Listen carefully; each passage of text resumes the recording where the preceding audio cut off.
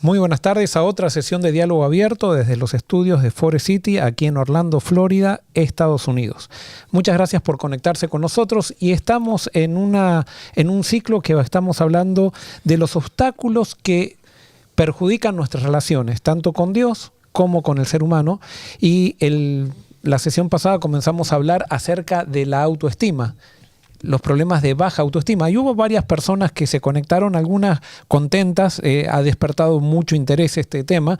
Creo que también acá en la mesa todos hemos visto que nos afecta a todos el tema, o sea, podemos vernos reflejados en muchas de las cosas del tema.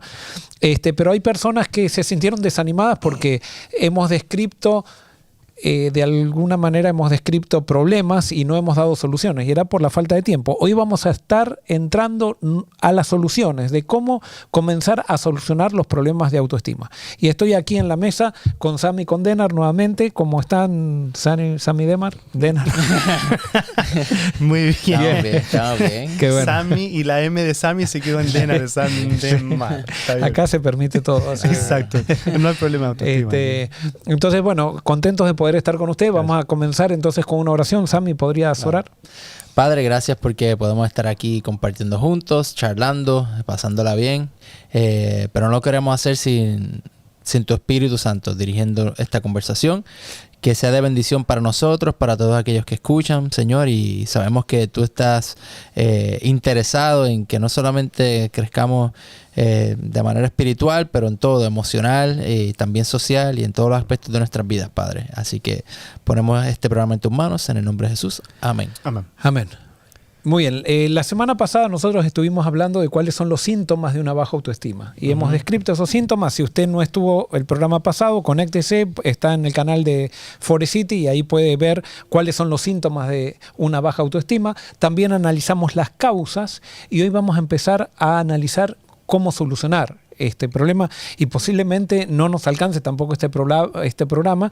Y creemos que es el problema principal que tiene el ser humano, por el hecho de ser personas que estamos afectadas por el pecado, y justamente el pecado lo primero que hace en el ser humano es afectar su autoestima, y por eso este tema va a ser recurrente. Vamos a analizar quizás otras problemáticas más adelante, pero que están todas basadas en este problema.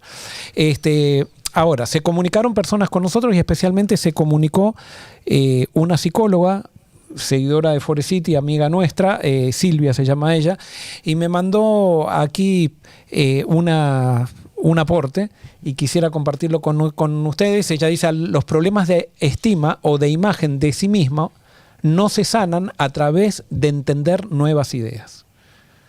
O sea, no es que vamos a hablar, porque esto es lo que tenemos que hacer, no. Dice, sino que se sanan a través de vínculos. Los problemas de autoestima se sanan a través de vínculos, o sea, cambiando mi manera de relacionarme con la gente. Podemos decir, esto es así, pero si yo no empiezo a relacionarme de una manera diferente, es más, ella cita a un autor que dice, Enrique Pichón Reviere, dice, todo encuentro es un reencuentro. ¿Qué quiere decir esto? Si, por ejemplo, yo en mi infancia, vamos a decir una niña, el padre le hablaba mal, ella cuando busque un novio va a buscar a alguien que le hable mal. Inconscientemente va a buscar a alguien que le hable mal, porque por el hecho de que ella entendió así el amor y es con lo que se siente cómoda. Es más, si ella busca un novio y quizás hay un novio que le habla bien, se va a sentir tan incómoda como no está acostumbrada a recibir buenos tratos, que el comfort zone, si podríamos decir, que ella va a buscar va a ser que alguien la trate como la trató su padre, porque eso es lo que conoce. Y eso nos pasa a todos, o sea, y por eso Revier dice, todo encuentro es un reencuentro. Entonces, la terapia enseña otros modos de vincularse. O sea, cuando hacemos terapia tenemos que descubrir principios, y eso es lo que vamos a tratar de hacer aquí. Descubrir principios, porque alguien puede decir, bueno, yo estoy casado con alguien que tiene baja autoestima, yo tengo baja autoestima, que tengo que buscar otro para vincularme de manera diferente. No, podemos descubrir los principios, podemos reconocer que quizás tenemos una situación que necesitamos cambiar y entonces aplicar de a poco esos principios. ¿Ok? Entonces, hoy vamos a tengo un montón de ideas ya para compartir con eso que... ¿Tenés un montón de ideas? Sí, así, con eso que dijiste ahí. Ahora, esto también Está muy lo bueno. vamos a aplicar a nuestra religión y nuestras comunidades religiosas. ¿Por qué? Porque nosotros muchas veces pertenecemos a comunidades religiosas que continuamente intentan bajar nuestra autoestima. No por maldad, sino porque están mal enfocadas. Tenemos, por ejemplo, trabajos en ciertos ambientes de trabajo que continuamente tratan de bajar nuestra autoestima. Entonces nosotros tenemos que entender cuáles son los principios correctos. En la universidad, los profesores que tienen problemas de autoestima, y entonces, como dijimos el programa pasado, todo abusador también abusa, ¿no? Y entonces una persona con problemas de autoestima también trata de bajar la autoestima inconscientemente, la autoestima de aquellos con los cuales se relaciona. Muy bien, entonces vamos a empezar con esto va a ser cómo se soluciona o cómo soluciona Dios tus problemas de autoestima. Y lo que vamos a decir ahora creo que es único, no se va a encontrar en las terapias. Este es el aporte que podemos hacer nosotros. ¿Por qué? Porque, a ver, les voy a hacer una pregunta. Ahí va. Que ya deberíamos saber. Sí, o sea, claro. es algo que... Lo dijimos en el programa pasado. Si eres... Y de paso, si ustedes quieren también, cada aporte que nos hacen en el chat, escríbanlo porque nos hace bien, nosotros los leemos, no los dejamos de leer, y eso nos ayuda también a saber dónde están las inquietudes y cuáles son las necesidades. Pero voy a hacer una pregunta que lo dijimos el programa pasado, no sé si lo dijimos tan claro, pero ¿dónde comienzan los problemas de autoestima? En la mayoría de las personas. En la niñez. Muy bien, en la niñez. Ahí está. Muy bien. Y entonces, especialmente con quiénes son los que provocan esos problemas de autoestima. Los padres. Que nos crían. Muy bien. Y son las personas que tenemos importantes alrededor nuestro. O sea, de acuerdo a cómo nos trataron las personas que nosotros consideramos importantes, eso es lo que nos va a formar la mente. Lo que nos dijeron esas personas es lo que creemos. O lo que tenemos que empezar a descreer. ¿Por qué? Porque muchas veces, no muchas veces, siempre los problemas de autoestima están basados en creencias incorrectas con respecto a la vida y con respecto a quién soy. Entonces nosotros, con el poder de Dios, tenemos que empezar a derrumbar esas creencias falsas. Ahora, entonces, si los padres teóricamente son los que causaron nuestros problemas de autoestima, algunos más, otros menos, entonces, y son las personas importantes en nuestra vida, ¿qué es lo que sana nuestros problemas de autoestima? Si tiene que ver eso con, y ahora estoy haciendo un análisis lógico, si tiene que ver con lo que la gente importante para nosotros dicen, para el ser humano, ¿qué es lo más importante en todas las culturas? Ahora hay algunas culturas que eso no le dan importancia, pero todas las culturas tienen... La familia. Un ser superior. Muy bien, un ser superior. La familia sí, pero sería... Todas las culturas nacen, o sea, surgieron creyendo en un Dios, en un ser superior. Ahora, como yo veo a ese ser superior, va a repercutir en cómo yo trate a los demás y en cómo yo me vea a mí mismo. Y por eso lo que vamos a decir ahora, posiblemente, aunque nos han escuchado muchos sermones y eso, esto es un aporte, porque posiblemente en la psicología esto no se trate, porque en la psicología no se habla de un ser superior. Y para mí esto es fundamental. Aunque ahora, créeme, que ahora se han dado cuenta que hace falta incluir la parte espiritual. Nada más que, están claro, incluyendo de alguna manera. Ellos dicen, en la psicología te dicen, bueno, si vos crees te hace bien creer, perfecto, y entonces seguís esa idea. Hasta ahora lo están incluyendo en los libros, que antes lo habían sacado y ahora tienen varias cosas que hablan acerca de la espiritualidad. Claro, no te hablan de Jesús ni de nada, sino de algo espiritual que puede variar de acuerdo a que ahora justamente esa es la diferencia. No digo que nosotros somos los únicos que hacemos esto, pero sí vamos a encarar esto de una manera espiritual, porque si las personas más importantes influyen en nuestra autoestima, si las personas que nosotros consideramos importantes influyen en nuestra autoestima, entonces si yo considero a Dios de una forma, eso va a repercutir en mi autoestima, y si lo considero de otra, va a repercutir en mi autoestima también. Es más, nuestros padres son dioses para nosotros cuando nacemos. Y entonces la idea que nosotros tenemos de nuestros padres es la idea que le transmitimos a nuestra idea de Dios, es la connotación que le damos a nuestra idea de Dios. Nuestras ideas de Dios están condicionadas por cómo fueron nuestros padres con nosotros. Entonces, debido a esa necesidad, debido a que nuestros padres siempre se equivocaron con nosotros, Dios decide revelarse a sí mismo de una manera perfecta. ¿En quién? En Jesús. En Jesús. Entonces, cómo nosotros, por eso es tan importante Jesús, y en esto de la autoestima, entender quién es Jesús, cómo Jesús nos trata a nosotros, entonces quiere decir así como Dios nos trata a nosotros y cómo Dios nos considera a nosotros, es fundamental para poder sanar nuestros problemas de autoestima. Y cómo Dios quiere entonces que nosotros tratemos. Correcto, es porque que cuando se yo... repercute en eso, en tratar yo a la gente cuando entiendo quién es Dios. Cuando yo veo a Dios de una manera como la mostró Jesús, siempre voy a tratar bien a la gente que está alrededor mío. Y siempre voy a subir la autoestima. Cuando yo empiezo a tener conflicto con la realidad de Dios, entonces también empiezo a tener conflictos en cómo veo al ser humano. Como yo veo a Dios, voy a ver al ser humano. Y por eso, si yo veo a Dios tergiversado, voy a ver al ser humano tergiversado. Si yo veo a Dios abusador, castigador, ¿cómo voy a ser yo? Abusador y castigador. Si yo veo a Dios como un ser que me está exigiendo continuamente portarme bien, me está exigiendo perfección, me está exigiendo que tengo que llegar a un nivel para poder agradarlo, yo voy a actuar de esa manera con los seres humanos. Entonces mi autoestima con respecto a Dios va a estar siempre baja y yo voy a hacer lo mismo religiosamente con la gente. Esto para mí es importantísimo esto, y yo ahora los que están, los estudiosos de psicología y eso, los motivo para que empiecen a introducir esto, como vos ya decís, ya lo están introduciendo, porque es algo importantísimo, hacer psicología a través de Jesús. No estoy diciendo a través de la espiritualidad, sino estoy diciendo hacer psicología a través de Jesús. Yo hasta ahora no he visto a nadie que crea en el Jesús que muestra la Biblia y que tenga malas relaciones con la gente. O sea, que acepte a ese Jesús, que acepte la manera de reaccionar. Y es más, que sea un autoritario. Toda persona autoritaria no conoció a Jesús. Y eso lo vemos en el cristianismo, pero muchísimo. Entonces vamos a hablar de eso. Hoy estoy hablando mucho. Vamos a hablar de eso. Entonces, vamos al primer principio de Dios para entender quién es Dios con respecto a nosotros. Y eso es algo que tenemos que creer y tenemos que corregir. Primero, ¿es verdad esto? Dios te acepta como eres. ¿Eso es verdad? Sí. ¿O es mentira? ¿Verdad? O sea, Dios te acepta con tus pecados. Sí. ¿Sí o no? Sí. Y bueno, justamente este principio, que es un principio fundamental, es lo que en las iglesias cristianas muchas veces está más tergiversado. Porque en las iglesias cristianas nos enseñan muchas veces, y nos han enseñado desde chicos, que vos tenés que deshacerte de tus pecados para que Dios te acepte. O prepararte de alguna forma, te tienes que preparar para llegar ahí. Claro, porque si vos estás con pecado, cuando buscas a Dios, Dios te consume.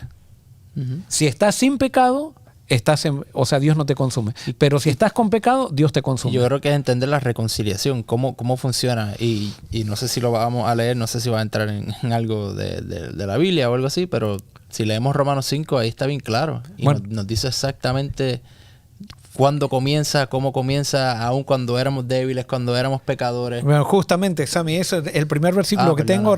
No, está bien. Porque eso quiere decir que ahí estamos, estamos en el camino. Romanos 5, 8, ¿qué dice? O sea, para que podamos confirmar que Dios nos acepta así como somos. No necesitamos cambiar para ir a Dios. No necesitamos incluso tener arrepentimiento para ir a Dios. Que eso muchas veces nos enseñan Dios te va a perdonar cuando estés arrepentido. Claro. Y el arrepentimiento es un fruto del perdón. No es que Dios me perdona porque me arrepiento, sino que Dios me da arrepentimiento porque me perdonó. Y eso es algo que tenemos que entender, porque puede ser que alguien que está escuchando sea alguien que está oprimido por la religión perfeccionista que exige, que tenemos que llegar a un nivel, que tenemos que agradar a Dios, que tenemos que ser dignos. No es así. Va totalmente contrario al Evangelio y va totalmente en contra del carácter de Dios. Y ese tiene una repercusión en tu autoestima y en mi autoestima cuando adoramos a un Dios así. No, y no solamente el arrepentimiento, la salvación. Aparte. Porque decimos, la salvación es por fe. Ok, pero ¿qué es fe?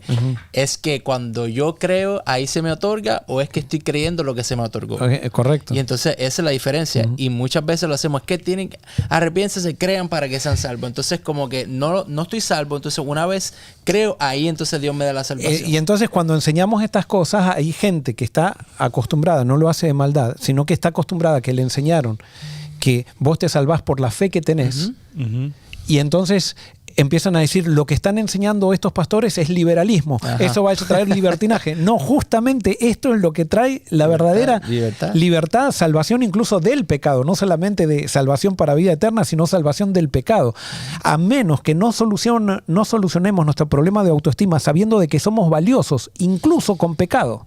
Somos valiosos delante de Dios. No es que el pecado quita nuestro valor como personas. El pecado lo que hace es que nos cambia la mente y nos hace actuar de una manera como justamente nos hace actuar pensando de que no valemos nada. Eso es lo que hace el pecado. Uh-huh. Entonces, lee Romanos 5, 8. Dice, pero Dios muestra su amor para con nosotros en que siendo aún pecadores, Cristo murió por nosotros. Ahí no dice, entonces, que Cristo murió porque creímos, Cristo murió. No, dice, siendo pecadores, Cristo murió. O sea, vemos en toda la Biblia que cuando el pecador peca, Dios sale a buscarlo y sale motivado porque todavía Dios ama y te acepta así como eres. O sea, Dios no está esperando para amarte, no está esperando para salvarte que tú cambies, sino que Dios te salva incluso sin cambiarte. Y esto ya sé que hay gente que está... Entonces, entonces la gente va a empezar a decir, ahora va a decir, hago lo que quiero. No, justamente. Es que vivir en pecado afecta a nuestra autoestima porque eso trae malas consecuencias en nuestra vida. O sea, nos trae dolor, nos trae sufrimiento, trae dolor a la gente. O sea, cuando yo empiezo a valorarme a mí mismo, ya no quiero causarle dolor a los que me rodean. Uh-huh. Incluso tu propia vida. Porque entonces, claro. Estoy hablando con los muchachos los otros días que les decía, ok, ¿será que Dios quiere entonces controlar? Porque Pablo también habla acerca de que esta gracia nos mueve, nos lleva a alejarnos de una vida mundana o pecaminosa. Entonces... es por eso, es que esa gracia, que cuando entendamos qué gracia, que es lo que tenemos que comprender, nos mueve, nos lleva a eso, porque simplemente por control. No, es porque literalmente cuando uno escoge y uno ve luego en Gálatas 5 habla acerca de que todo lo que tú cosechas todo lo que siembras de lo que siembra, ¿verdad? Uh-huh. Y entonces dice que cuando uno cosecha del pecado, del mismo pecado es el que del mismo pecado, uh-huh, de tus propias maldiciones va a cosechar eso. Pero si siembras del Espíritu mismo es el que te va a dar vida. Uh-huh. Y lo que Dios está diciendo no es que quiere controlar tu vida, porque todo me es lícito, pero no todo me conviene. Es que y ahí es que está el punto. Dios no controla, motiva. Claro. O sea, la gracia motiva, no controla. No daño. Uh-huh. So, todo lo que Dios no sino que nos demanda, pero que nos dice, vive de esta manera, no es porque Él te quiere controlar, sino es porque vas a tener mejor fruto en tu vida personal, con la forma que te relacionas. No es para controlarte, sino es para que puedas tener una mejor experiencia de vida. Claro, es como cuando voy al profesor de tenis para jugar al tenis, el profesor de tenis me dice mis errores y yo quiero cambiar para jugar mejor, no por el hecho de que quiero, o sea, a veces podemos interpretar que las indicaciones que me da un profesor, no sea de tenis, de cualquier cosa, son para hacerme la vida infeliz. No, es para hacerme más hábil en lo que me va a dar más satisfacción. Pero, perdón. Ajá, dale. Pero el que juega eres tú. Y eso no. O sea, el profesor no juega por ti. O sea, el profesor te da las herramientas, correcto. Te muestra todo, te dice todo esto. Esta es la técnica, esta es la forma que tienes que jugar. Pero tú escoges. Y dije, no, yo voy a jugar como yo quiero, ¿no? Y el profesor ya no puede hacer nada. El profesor no puede hacer nada. El partido lo juegas tú. Claro. Y después no te está controlando el profesor. Correcto. Estás jugándolo tú. Correcto. Y Denar sabe por qué él es profesor de tenis y nos está enseñando a jugar al tenis. Por eso me reía. Sí, pues, el que juega eres tú. Se dio risa, pero era en serio. Pero bueno, esto es algo fundamental. Y no sé, hoy Dios te trajo para escuchar esto porque tienes que empezar a creer realmente que Dios te acepta como eres. Vamos a otro versículo. Juan 6:37. Tú no tienes que cambiar para que Dios te acepte. Es más, cuando tú sientes la aceptación de Dios, es que empiezas a cambiar justamente motivado por la gracia. No controlado por la gracia, sino motivado por la gracia. 6:37. Sí. Uh-huh. Dice, todo lo que el Padre me da, vendrá a mí. Y al que a mí viene, no le echo fuera. Muy bien, todo lo que el Padre me da, vendrá a mí. Y al que a mí viene, no le echo fuera. Y acá está para preparar un sermón. Uh-huh. ¿Quién le da el Padre a Jesús? Dice, porque de tal manera amó Dios, ¿a quién? Al mundo. Al mundo. ¿Y quiénes estamos en el mundo? Estamos todos. Dios le dio, nada más que, claro, Jesús comienza por Jerusalén, uh-huh, Judea, Samaria y hasta lo último la tierra. Yo creo que esto yo sé, Jesús comienza por lo más limitado, comienza por los que necesitamos más. Y entonces después continúa con el resto, no hace todo al mismo tiempo. Pero si nosotros no nos resistimos y no nos resistimos al espíritu que nos lleva a Jesús, Jesús nunca nos va a echar afuera. Es más, cuando justamente dice, cuando ustedes pecan, tienen un abogado para ir a Él, confiesan sus pecados. O sea, lo que nos está diciendo la Biblia, nos está aconsejando continuamente es que cuando estamos en pecado, busquemos a Dios, no al revés. Porque a nosotros nos enseñan, cuando estamos en pecado, aléjate porque si no Dios te va a consumir. Justamente es una tergiversación de la imagen de Dios. Y eso nos hace pensar que entonces nosotros no tenemos valor. Ahora, en este punto, de la frase esta, yo lo he escuchado varias veces, y eso creo que también afecta a nuestra autoestima, y no sé qué piensan ustedes, que la frase es que sin arrepentimiento no hay perdón. ¿Es correcto o es incorrecto? Es incorrecto.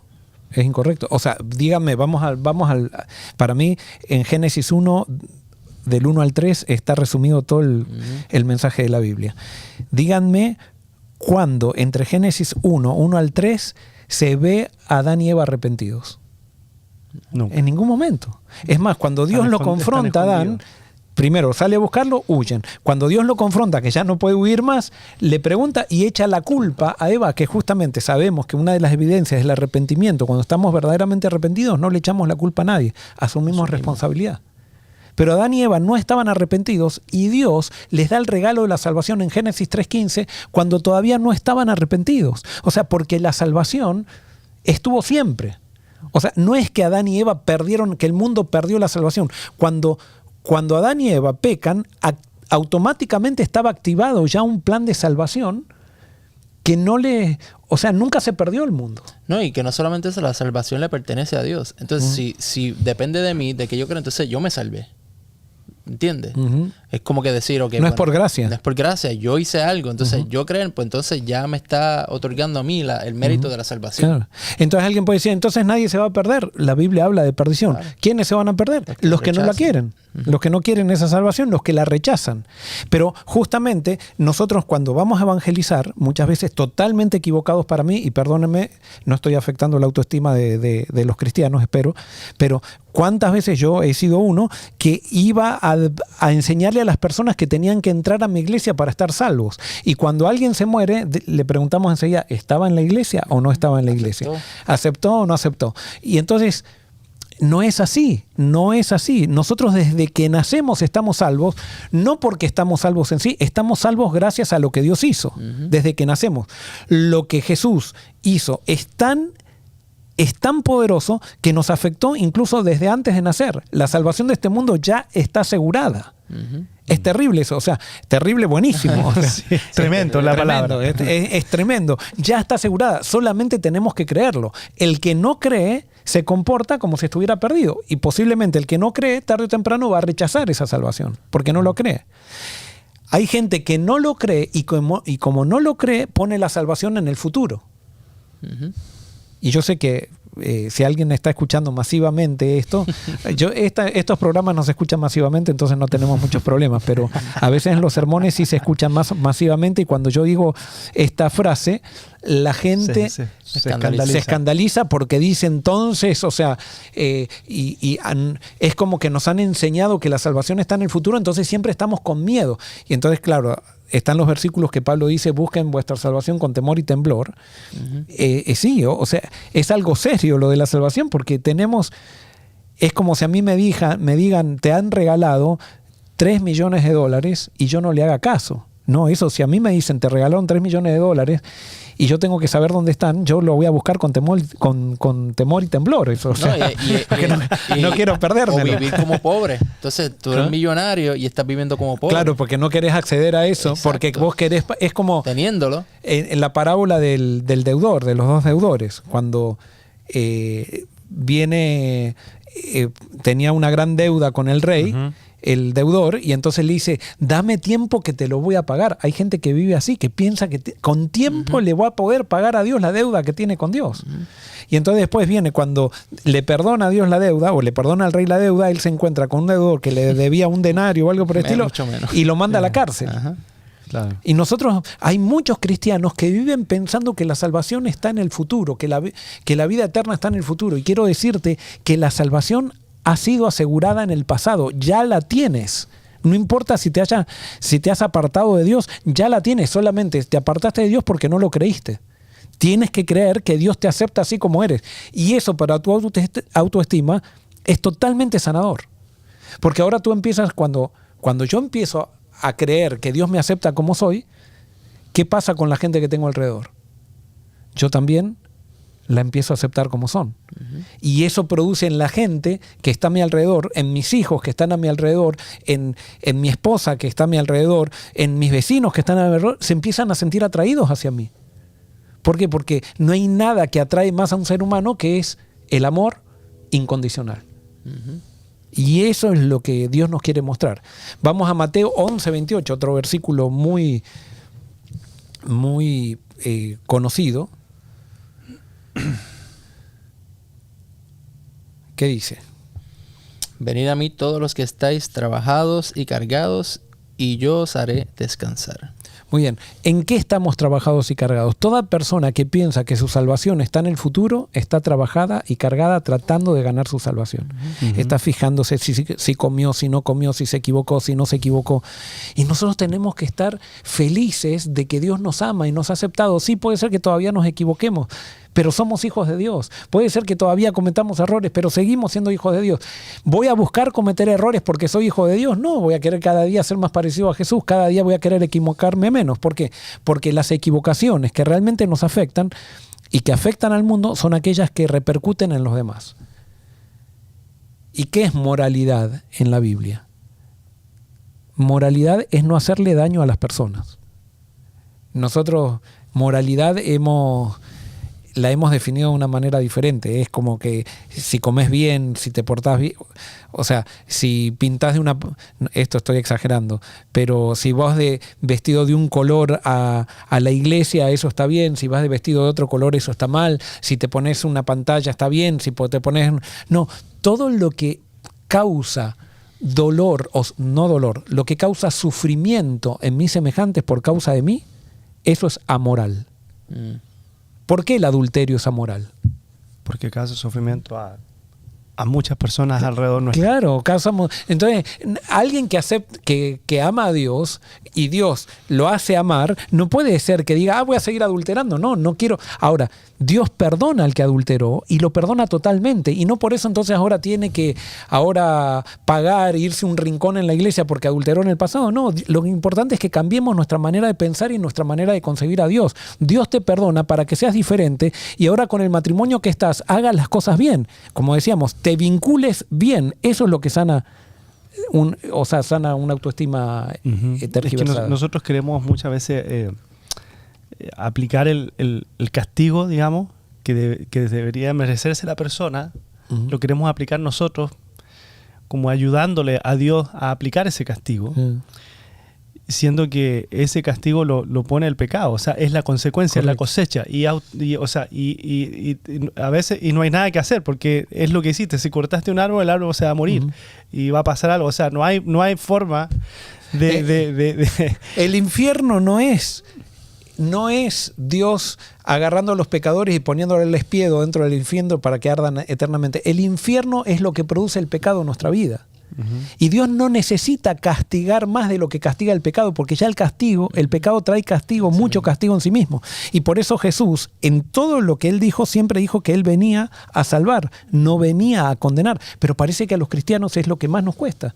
Entonces tenemos a los cristianos de la Edad Media que, como ellos creían que Dios ardía o freía o cocinaba el espiedo a los pecadores en el infierno, la iglesia creía que ellos tenían también, si Dios hacía eso y ellos se parecían a Dios, entonces ellos tenían la autoridad de hacer lo mismo y cocinar al espiedo a los herejes. Uh-huh. Y entonces ustedes lo saben, esto es historia conocida, o sea, se hacían los actos de fe en las plazas donde se quemaba a los herejes en el nombre de Dios. Claro, en el nombre del Dios que tenían en la cabeza, en el nombre de Dios que no había mostrado nunca a Jesucristo. Pero por eso es tan importante que leamos la Biblia a través de Jesucristo y no leamos la Biblia a través de lo que nos enseñan las denominaciones religiosas, las instituciones religiosas. Y alguien puede decir, entonces, Pastor Joel, ¿entonces las instituciones están mal? ¿Las instituciones religiosas están mal? No. Las instituciones religiosas son neutras. Mientras están mal cuando enseñan mal a Dios, sí, sin duda. Están mal cuando enseñan mal a Dios. Si sacan a Jesús del centro... Y por más que se digan que son lo que sean, o que esa institución nació por Dios, que nació por un sueño que tuvo alguien, que tuvo profeta, si se enseña mal a Dios en una institución, esa institución está mal. Y no es la institución que está mal, la institución es neutra. Son los seres humanos que están en esa institución que tienen la cabeza, o tenemos la cabeza dada vuelta. Sí. No estamos siguiendo el plan de Dios. No, y entonces, volviendo más o menos aquí lo que estamos hablando, entonces, si decimos Dios nos acepta tal como somos, entonces alguien pudiera decir, bueno, entonces no afectará entonces a gente que venga con algún mal comportamiento, por ejemplo, un pedófilo o cualquier persona que haga daño, porque estamos hablando de las relaciones, que lo que es amoral es hacerle daño, ¿verdad? a las personas. Entonces que simplemente porque lo acepta, los deja. Entonces ahí es que va el punto de que no es así. ¿Por qué? Porque la Biblia nos habla acerca de que Dios cuando entra en nuestra vida transforma, pero no somos nosotros. Entonces ahí es que está la equivocación. Mientras nosotros nos rendimos ante Él y vivimos en una relación con Él, el que comienza la obra la termina. Entonces siempre va a haber ese fruto, porque no es que estamos diciendo, bueno, pues aquí todo el mundo que haga lo que dé la gana y no importa, después que lo aceptemos y ya se acabó. No, es que una vez tú entras, que entiendes y comprendes, Dios te acepta tal y como eres, entonces no tienes que tú comenzar a hacer nada por tu propia fuerza, sino no es por espada, no es por ejército, sino por el Espíritu. El Espíritu mismo es el que va a hacer esta estar en la transformación. presencia de Dios. Y eso va llevando a esa transformación que va... ¿Por qué? No, volvemos a lo mismo, no es porque Dios te quiere controlar, sino porque esa sanidad que entra en nuestra vida nos ayuda a tener mejores relaciones también. Es que Dios te acepta así como sos, y como te acepta así como sos, o con lo que tenés, Él quiere sacarte, vaciarte, para que vos seas, y acá hay algo importante, porque también a veces nos vamos a un extremo que decimos, nosotros sin Dios no valemos nada. Y es mentira eso también, porque sin Dios valemos mucho. O sea, dice que éramos pecadores y Cristo murió por nosotros, o sea, estábamos sin Dios y Dios nos dio valor. O sea, que nosotros siempre valemos. Siempre valemos. Es más, Pablo, en Romanos capítulo 7, cuando habla que él quiere hacer el bien, pero que no lo hace, él no dice, yo tengo, aunque dice después miserable de mí y todo eso, pero él no dice, es el pecado que mora en mí el que me quita el valor. O sea, yo siempre valgo, pero el pecado me hace sentir que yo no valgo, entonces por eso empiezo a hacer cosas que van en contra de mí, porque el pecado, hago cosas que van en contra de mí y del prójimo. Entonces, cuando alguien tiene la autoestima alta, motivada por el amor y por la aceptación, esa persona va a querer cuidarse, va a querer cuidar a los demás, va a querer hacer obras de bien, va a querer reflejar a Jesús. Esa persona está viviendo de acuerdo a la esencia por la cual fue creado. Es el pecado que nos quita nuestra esencia. Entonces, no somos miserables en el sentido de que actuamos como pobres, actuamos como miserables cuando estamos queriendo ganar el amor de Dios. Y vamos, otro versículo más, Primera de Timoteo, capítulo 2, versículos 3 y 4. Y ya se nos acaba el tiempo. 2, 3 y 4. Porque esto es bueno y agradable delante de nuestro Salvador, el cual quiere que todos los hombres sean salvos y vengan al conocimiento de la verdad. Muy bien. ¿Qué quiere Dios? Que todos los hombres sean salvos y vengan al conocimiento de la verdad. Cuando nosotros hablamos verdad, lastimosamente también la institución cristiana ha tergiversado la palabra verdad y nos ha hecho creer por miles de años, casi 2000 años, o un poco menos, que la verdad es una declaración doctrinal. Y cuando en la Biblia habla de verdad, cuando de creencias. Claro, cuando la Biblia habla de que Dios quiere que el que conozcamos la verdad, está hablando que conozcamos la verdad con respecto a quién es Él. Si nosotros llegamos a conocer realmente a Dios como realmente es, eso es el primer paso más sanador que tiene nuestra vida cuando tenemos problemas de autoestima. Y por eso tengo varios puntos. Esto no es todo. Pero para el próximo programa. Para el próximo programa vamos a seguir con el segundo punto. Pero el primer punto es conocer a Dios tal cual es. ¿Y cómo yo puedo conocer a Dios a Jesús? Ajá. Lo primero que tú leíste, puedes leer que nosotros no cambiamos nuestra autoestima a través de ideas abstractas, sino que a través de vínculos. Uh-huh. Que fue la primera idea que dijimos aquí en el programa y que creo que lo hemos desarrollado ahora en primer punto y los otros puntos que están. Pero yo pensaba, o sea, cuando tú lo primero que dijiste es que eso vino a ser Jesús, porque Jesús no vino a cambiar ideas abstractas en la cabeza, con teologías, que son ideas abstractas, sino que vino a cambiar vínculos. Uh-huh. Cómo se relacionaban las personas entre ellos y cómo se relaciona Dios con nosotros, uh-huh. que esos son los vínculos más importantes. Y Él vino a cambiar todas las ideas de eso, de cómo yo debería relacionarme con mi enemigo, cómo yo debería relacionarme con la persona que me hace daño, todos esos vínculos Él vino a cambiar eso. Y entonces también cómo Dios se relaciona con nosotros, y entonces así yo puedo ver cómo yo me tengo que relacionar con Dios al cambiar esos vínculos.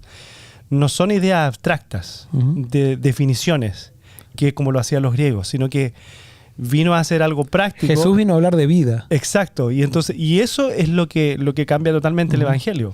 Ahora, esto, Dena, lo que estás diciendo, tenemos que empezar a cambiar nuestra manera de hacer iglesia también, uh-huh. porque nuestra manera de hacer iglesia es lo más importante, tiene que ser las relaciones, tienen que ser los vínculos. Uh-huh. Entonces, por ejemplo, yo sé que hay muchos líderes de iglesia que escuchan este programa con buena intención. O sea, entonces si tú eres líder de iglesia, eres líder de un grupo en tu iglesia, recuerda que lo más importante son los vínculos. Uh-huh. O sea, no sirve de nada que estemos definiendo y todo lo demás y nos estamos peleando entre nosotros. Entonces, para tener buenos vínculos, lo que estamos entendiendo es que lo primero que tenemos que cambiar es lo que piensa la persona más importante acerca de nosotros. ¿Y quién es la persona más importante en el contexto que estamos? Para mí, para todos, pero especialmente para nosotros, es Dios. Uh-huh. Como yo pienso de Dios, eso va a determinar cómo son mis vínculos. Entonces, por ejemplo, si tú tienes problemas con tus hijos, tienes problemas con tu esposo, tienes problemas con los hermanos de iglesia, tienes problemas con tus vecinos, el problema está en cómo ves a Dios. Ahí tiene que empezar todo. Tienes que empezar a reestudiar tu idea de Dios. Y yo lo que te voy a dar de consejo para esta semana, vamos a dejar homework, o sea, tarea para la casa. Tarea es comiences a leer los evangelios descubriendo quién es Dios a través de lo que Jesús muestra en esos 4 evangelios. Elige el evangelio que quieras. Yo creo que el que tiene la visión más profunda de Jesús, a mi gusto quizás, es Juan. Y claro, en cada etapa de mi vida yo tuve un evangelio preferido. Ahora mi evangelio preferido en esta etapa es Juan. Allí vas a ver que Jesús vino a mostrar quién es Dios. Entonces tienes que aplicar lo que Jesús, cómo trata Jesús al pecador, es como Jesús te ve a ti. Uh-huh. Entonces eso va a empezar a producir, y ahora sí, va a producir una metanoia, un arrepentimiento, un cambio de mente con respecto a Dios. Cuando tú tengas un cambio de mente con respecto a Dios, vas a tener un cambio de mente con respecto a ti mismo, cómo te ves a ti mismo y cómo ves tu vida diaria. Y de eso vamos a seguir hablando entonces el programa que viene. ¿Okay? Pero recuerda, tú vales mucho. Vales, incluso sin haber cambiado, vales muchísimo para Dios. Dios salió en tu búsqueda porque te ama y te acepta así como eres, pero como siempre decimos, te ama demasiado como para dejarte así. Y por eso, una vez que cambie tu idea de Dios, van a empezar a mejorar tus relaciones. Y cuando mejoren tus relaciones, entonces vas a cumplir misión. Porque justamente misión no es ir a hablar de mi iglesia a otras personas, sino que misión es ser sal de la tierra, relacionarme con las personas de tal manera como Dios se relaciona con ellos para mostrarle en nuestra experiencia que Dios es amor. Terminamos con una oración. Vamos, Denar, ¿puedes orar? Sí. Señor, gracias te damos por esta oportunidad de compartir tu palabra, de aprender más de ti, de siempre descubrir cosas nuevas y sabiendo que tú nos amas, y que nos recibes así tal cual estamos, rotos, muchos problemas, con dificultades, con tantas cosas que hay en nuestra vida y que a veces nos pareciera que no merecemos, y sí, no merecemos, pero tú lo diste todo por nosotros y nos recibes así, tal cual, porque tú ves lo que podemos llegar a hacer contigo. Bendícenos en el resto de este día, en nombre de Jesús. Amén. Amén. Muy bien, queremos recordarles que ya se abrió la inscripción para el Discipulado Orgánico del 2025 en España. No quiero que se confundan porque los sábados en la iglesia también estamos anunciando un Discipulado Orgánico para jóvenes, pero eso es para la iglesia de Forest City, aquí local, que lo vamos a realizar en diciembre. Pero el Discipulado Orgánico Internacional, ese va a ser en el 2025 en Valencia, España, en el Colegio de Sagunto, justamente cerca del lugar donde ahora han pasado tantas catástrofes en la última semana, pero estamos orando por ellos y estamos seguros también de que habrá mucha gente que podrá beneficiarse con este discipulado orgánico. Reserve su lugar porque hay mucho interés en este discipulado orgánico en Europa. Ya está la página abierta, allí tenemos la información en pantalla. Si tiene alguna pregunta puede llamar a nuestra secretaria Jennifer. No sé si tenemos el teléfono allí. Está el email de Jennifer. El email. Ahí está en puede pantalla. El email, mandarle un email a Jennifer y Jennifer en la brevedad le va a contestar entonces con sus inquietudes y entonces esperamos conocerlo personalmente o esperamos reunirnos de diferentes partes del mundo el año que viene para crecer en el conocimiento de Dios. Dios los bendiga. Seguimos en contacto a través de la programación de Forest City.